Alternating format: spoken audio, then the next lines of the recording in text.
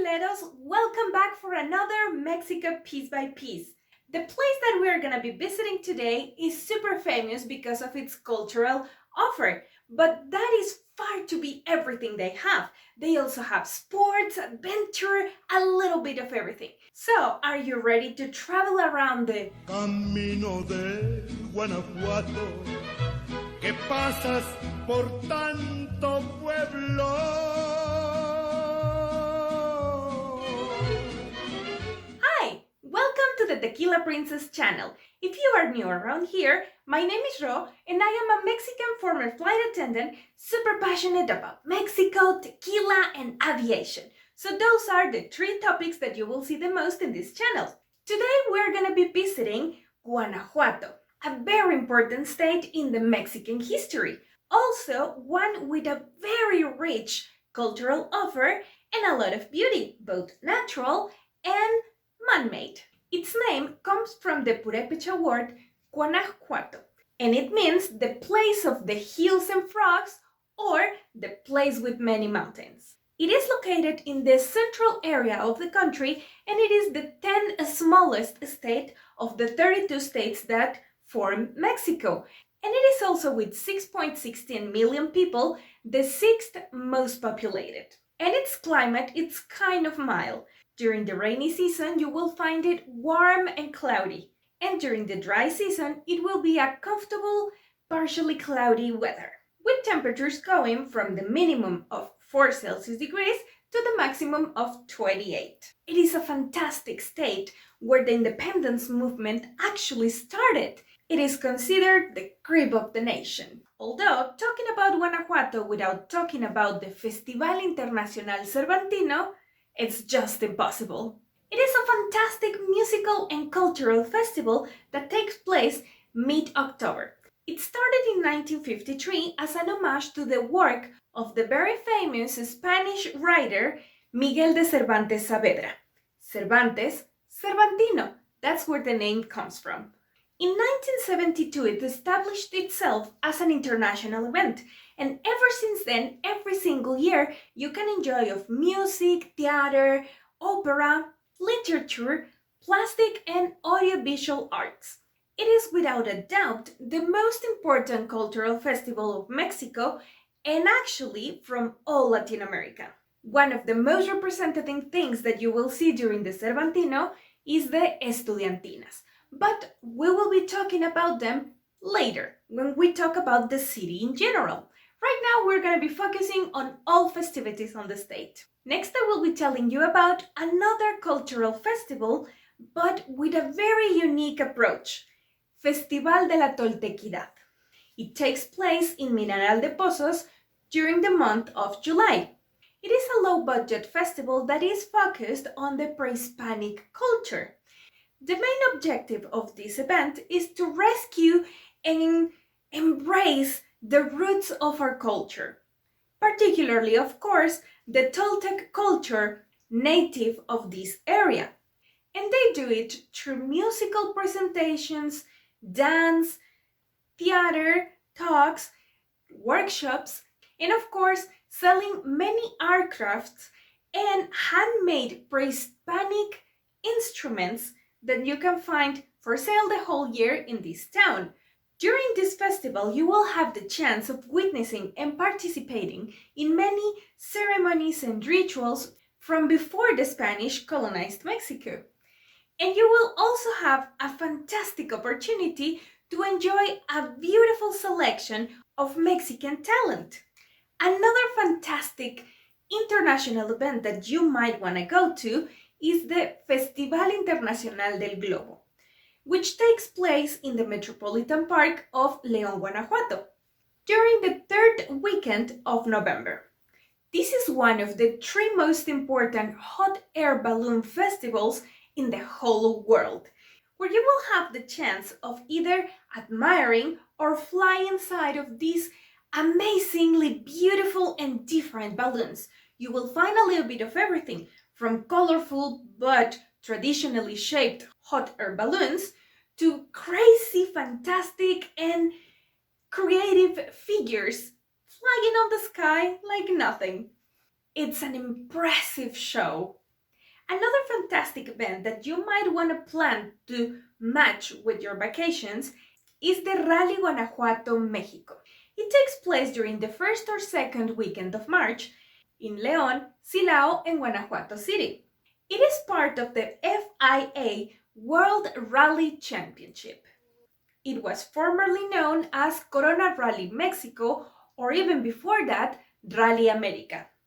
And it has been celebrated in the state of Guanajuato since 2010. And it is such a fantastic event that the first year that it was part of the WRC, it was granted the Inmarsat Start of the Rally Award. If you are a fan of speed and sports cars, for sure you want to attend to this rally. And the last event that I want to tell you about is the Festival Internacional José Alfredo Jiménez. He was a very important and charismatic actor, singer, and songwriter. We celebrate this festival during the anniversary of his death every year during the last weekend of November, but what we celebrate is his life and work. It started as a serenata from downtown to his grave, and with the pass of time, it became something a little bit more formal. Nowadays, it's an international festival filled up with music, dance, and tequila. Lots and lots of tequila and mezcal. José Alfredo Jiménez was born in Dolores Hidalgo, same place where this festival takes place. He was born in 1926 and he died in 1973. He was known as El Rey de las Rancheras, and he also was a very prolific songwriter. We believe that he had over 1,000 pieces. Most of them were written with the help of Mariachi Vargas de Tecalitlan, as he didn't have any kind of musical formation and he didn't know how to play absolutely no instrument. He whistled to them the melody of the song that he had in his mind, and they will help him, put it together and polish the piece until it became, as everything that he did, a masterpiece. He had many fantastic and super popular songs like El Rey, Volver, Volver, and of course, the almost anthem of Guanajuato, Caminos de Guanajuato, the piece that you were hearing on the intro. Guanajuato has seen many songwriters being born in its land. Another example is Juventino Rosas. He was born in Santa Cruz in 1868 and he died at the very young age of 26 in 1894. Although he didn't have time to write many pieces, one of them became internationally famous, the waltz Sobre las Olas. It would have been beautiful if he had time to write many more songs as beautiful as this waltz. And another famous Guanajuatense that I personally only knew as an actor, but turns out that he's also a songwriter. He was born in Pénjamo in the 1900s and he died in 1955. He was an actor, a singer, a songwriter, a screenwriter, and also a director from the Mexican golden age of cinema. He started his acting career with the silent movies, but his career found its footing with the movie México de mis recuerdos. He wrote approximately 120 songs, and one of them is actually a favorite here at home, Varita de Nardo. And speaking about the Mexican Cine de Oro, we have one of the most popular actors and singers from that time, Jorge Negrete. He was born in Guanajuato City in 1911 and he died in 1953. He was also known as El Charro Cantor. He was a fantastic actor and an even better singer, but he was a man of many talents. He was also the founder of the Cinematography Production Workers Union of the Mexican Republic. He spoke English, French, German, Italian, Swedish, and also a little bit of Nahuatl. He started his acting career in Hollywood, and although he didn't go unnoticed, he wasn't exactly super famous. He came to Mexico and he decided to put to good use his opera formation by enhancing the Mexican music during his singing. In 1941, he established himself as a very high star with the movie Ay Jalisco no te rajes. Another fantastic singer from Guanajuato is Lucía Méndez, a singer, actress, and businesswoman that was born in León, Guanajuato in 1955. She started her career in 1972 and she became one of the most popular and internationally well-known Mexican telenovela actress. And she loved to play polemic roles, always in the eye of the public opinion. And she also started her singing career in 1975. Currently, she has 40 albums and still counting. And speaking about polemic people, we have Diego Rivera, a very important painter of the currents of the realism and cubism, also a muralist. He was born in Guanajuato City in 1886, dying in 1957. Part of his painting style was to include political and social topics in his murals mostly, something that got him in trouble a time or two. He was definitely one of the most important plastic artists of his time, and you can see definitely his influence in many other painters. You will find a lot of his work, of course, in Guanajuato, but also in Mexico City, Acapulco, in Cuernavaca. But not only in Mexico, you can also find it in Buenos Aires, Detroit, or even New York. He was also famous because he was Frida Kahlo's husband. And the last famous Guanajuatense that I want to tell you about is José Chávez Morado, another plastic artist, but this time of the current of the nationalism. He was born in Silao in 1909 and he died in 2002. Two of his most representative works can be found in Mexico City. One is a mural in Ciudad Universitaria, and the other one you will find it right at the entrance of the Anthropology and History Museum. It is a huge column with a waterfall umbrella. Very interesting work. But I want to go back a little bit. Let's go back to Dolores Hidalgo so that we can start talking about the Pueblos Mágicos. You know, that government's program that will allow a few selected towns a little bit of extra budget so that they can preserve and promote the local culture. Guanajuato has 6 pueblos mágicos, and we're going to be starting with Dolores Hidalgo, particularly the place that is known as the Crib of the Nation. Back in 1810, the movement for independence started in this little town, with the priest Miguel Hidalgo ringing a bell calling all the people to take arms and fight for their freedom. Therefore, a lot of the things that you have to visit in this beautiful town are related with the independence movement, starting with Casa Hidalgo. You can move from there to the former jail that today is the Museo de la Independencia Nacional, and finally go to the Museo del Bicentenario. All of them will teach you a little bit of the Mexican history so that you can begin to understand how this beautiful nation came to be. I gotta be honest, I am not a fan of visiting graveyards.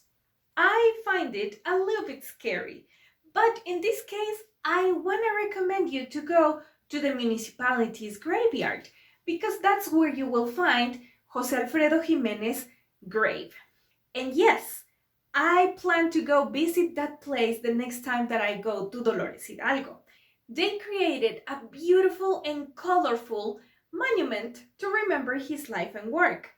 If you pay attention, you will find a charro hat and the names of many of his songs written on a beautiful zarape. And before we leave Dolores Hidalgo, I want to recommend something particular and very famous from this place. You need to go to the plaza and get an exotic ice cream. And when I say exotic, I mean it.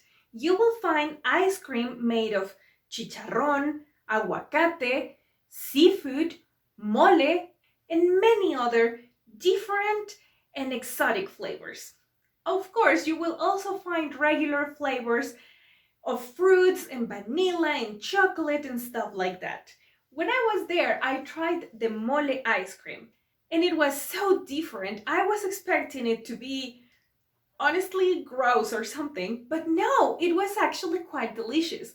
I could imagine a beautiful filet mignon with red Mexican rice served with a couple scoops of mole ice cream. Fantastic and super gourmet. Let's move on to another pueblo mágico, Salvatierra.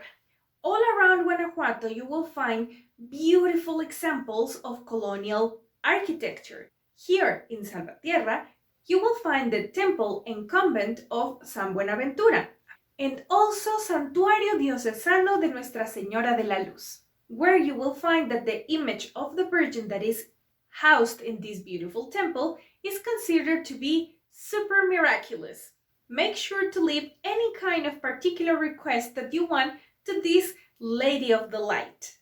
Another beautiful example of the colonial architecture is the ex hacienda San José del Carmen. And dating from the colonial times itself, you can visit the Batanes Bridge.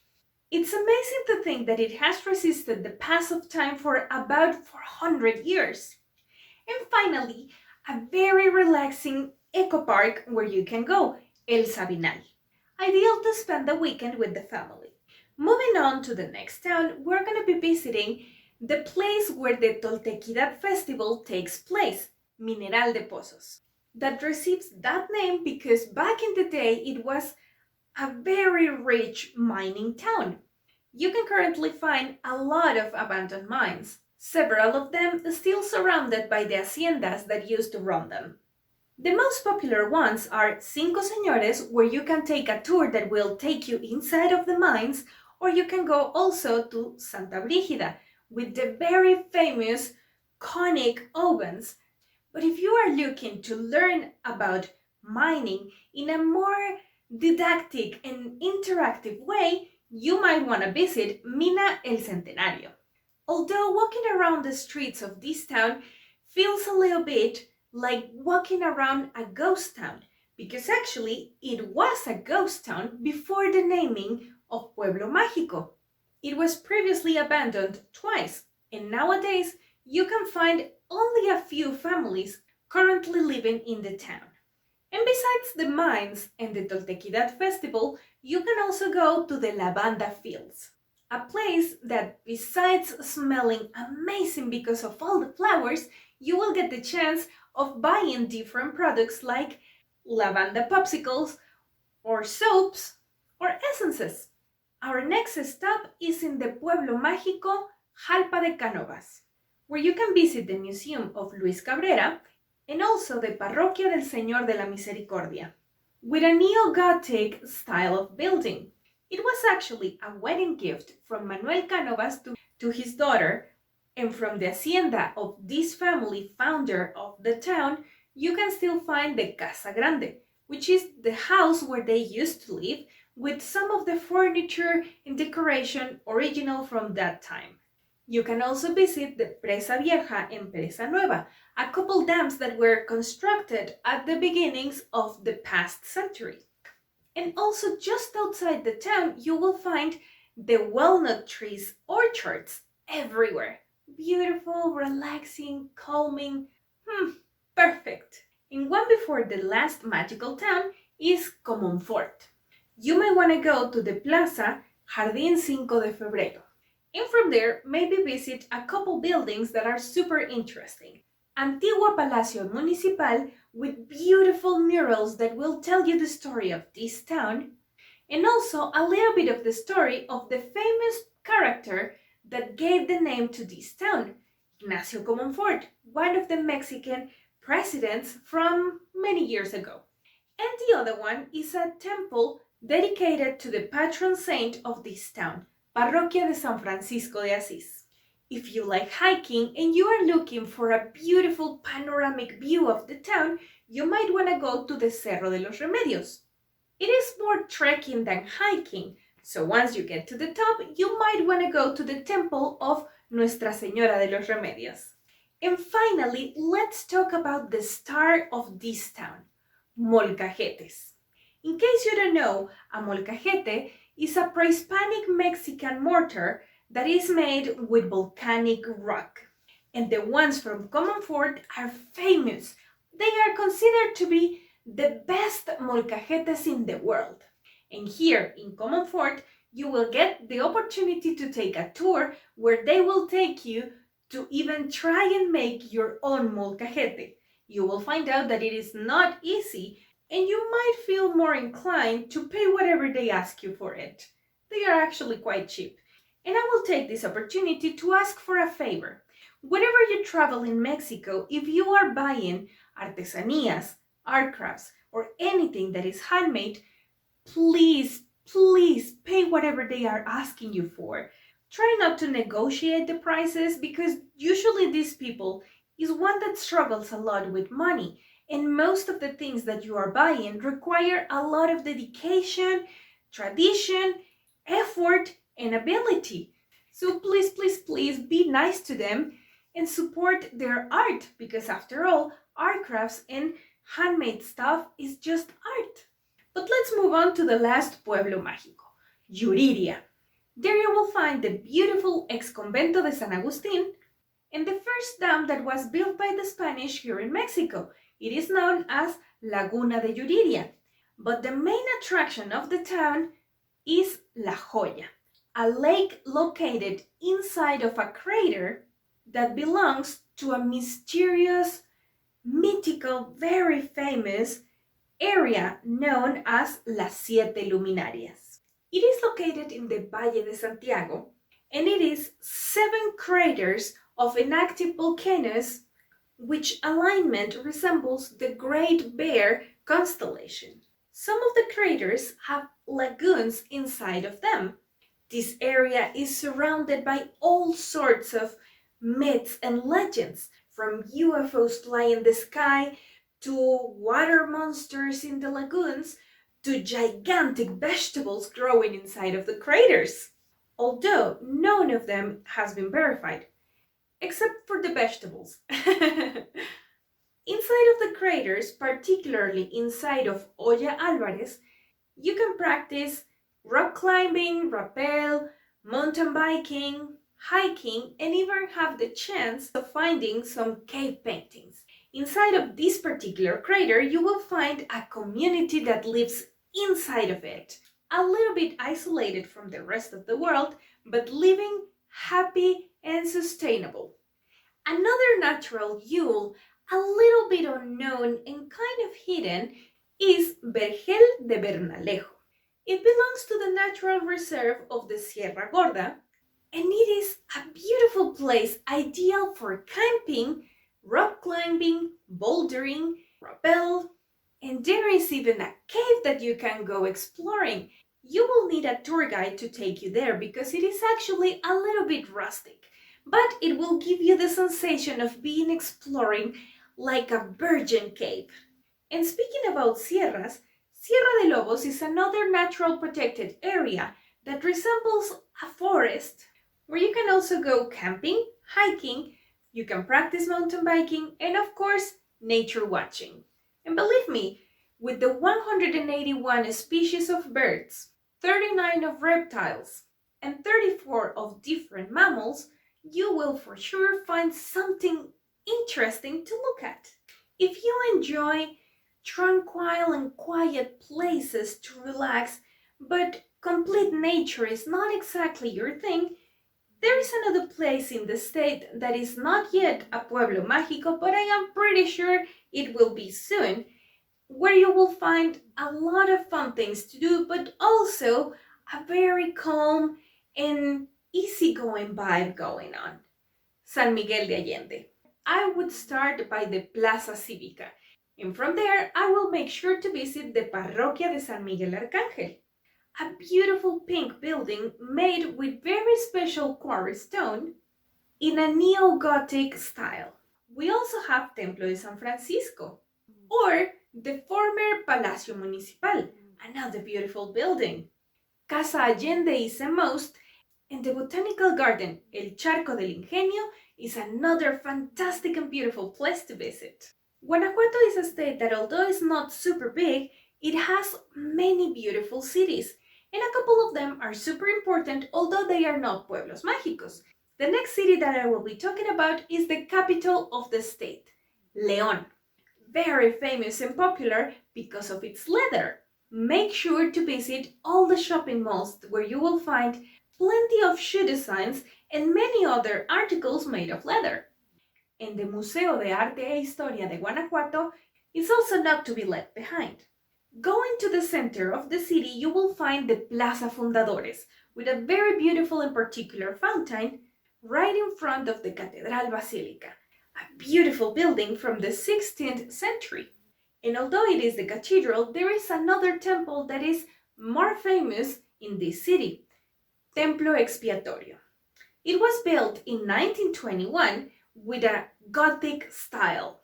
It is beautiful and it probably will make you think that you are somewhere in Europe. And if you decide to go from this city to the next one, Guanajuato City, you might want to stop by the Cerro del Cubilete, where you will have a beautiful view of El Bajío, the valley that surrounds it, and you will also find a fantastic and huge statue of Jesus Christ. In my opinion, Guanajuato City is way too small for the amount of landmarks and touristical attractions that it has. I will try to go a little bit fast so that we don't take forever in this city. Although around the city there are many beautiful religious buildings, I would like to emphasize two of them. Basílica Colegiata de Nuestra Señora de Guanajuato, right in front of the Plaza de la Cruz, and the Temple of San Cayetano. As I mentioned before, Guanajuato has a huge cultural offer. Therefore, there are many museums that you can visit. For example, Museo Iconográfico del Quijote, Museo de las Momias de Guanajuato, Museo Casa Diego Rivera, Museo de Arte e Historia de Guanajuato, Museo del Pueblo, Museo Dieguino Ex Convento, and finally, a very important historical landmark, Alhóndiga de Granaditas. When you visit this one, make sure to get a tour guide so that they can explain you the historical significance of this place, included the story of El Pípila, a very famous character from the Mexican independence that even has a huge statue in the Cerro de San Miguel, a place that you can access through a cable cart and where you will have a fantastic panoramic view of the whole city. The architecture in Guanajuato is mostly colonial, but you will find samples of all sorts of different architectures. Make sure to stop by the Teatro Guanajuato or the Teatro Juárez in front of the Jardín Unión.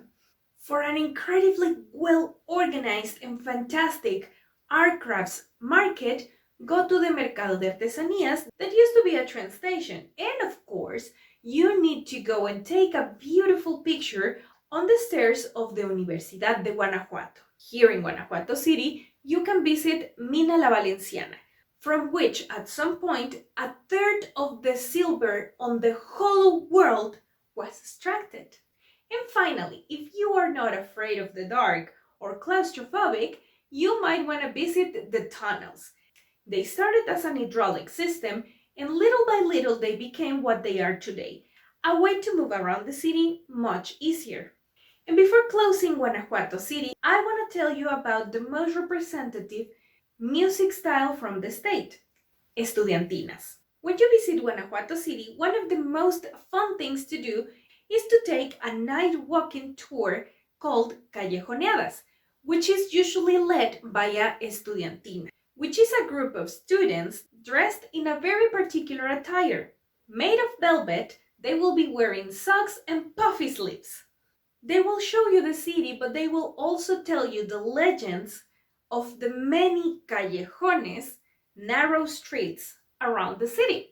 And they will tell you the stories in the most fun and original way, while singing and playing different instruments, such as mandolins, guitars, requinto, double bass. Although you can find them all throughout the year leading the callejoneadas, you can particularly find many estudiantinas during the Cervantino festival, of course.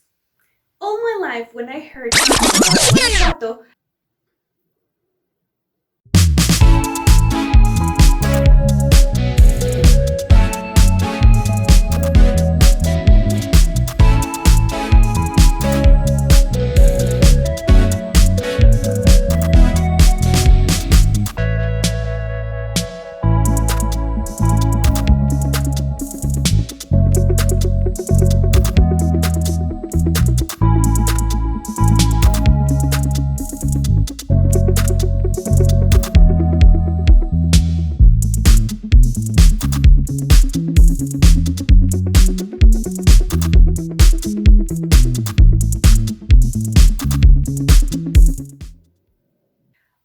life, when I heard Guanajuato, I always thought of culture, and if not culture, history.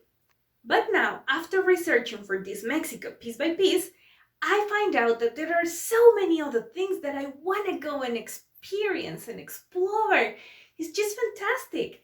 As I said before, I love this series because it's making me fall in love with my country all over again. I'm learning so much, and I hope that you are learning too. If that is the case, please do not forget to give it a big thumbs up and leave me a comment. For me, it's fantastic to hear your thoughts. And of course, subscribe if you haven't already. And don't forget to click on the bell to get notifications every single time that I upload a new video. Next one is gonna be another movie reaction. And the next episode for this Mexico piece by piece is gonna take us back to the south of the country, to Guerrero. Thank you so much for watching and see you next time. Tequila Princess out!